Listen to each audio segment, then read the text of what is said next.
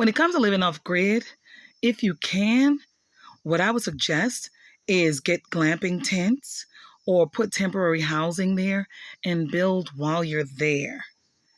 Because when you build from afar and then move there, the decisions aren't always the best because they're made from your fantasy, your illusion of what you think off-grid living is about and what you think you need.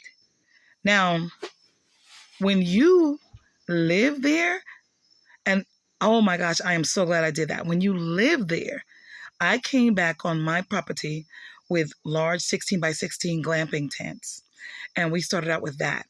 But I learned a lot of things that I was planning to do would not have worked for the environment of where I am, for off-grid just in general.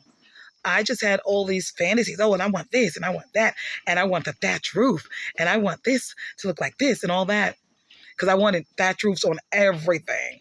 If anyone that doesn't know what that is, that's, when you go to the tropical places and the roofs that are made of of leaves and cahoon leaves and bay leaves and stuff like that. I wanted everything with that on. I wanted that whole look. That was one thing. That would not have worked. For one, I didn't realize how important roofs were when it comes to catching rainwater. Okay. Now, if I'm going to be totally self-sufficient, then I can't have the thatch roofs everywhere because aesthetically, I wanted it to look that way. But practically, it would not have worked.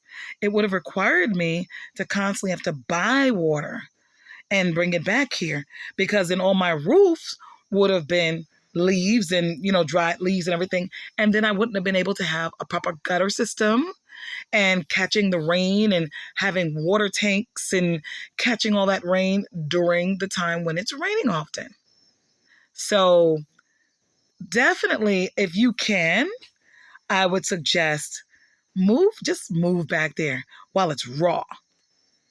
And you're able to make on the ground wise decisions that make sense in the long term for you to be able to live happily and self-sufficient in this off-grid environment.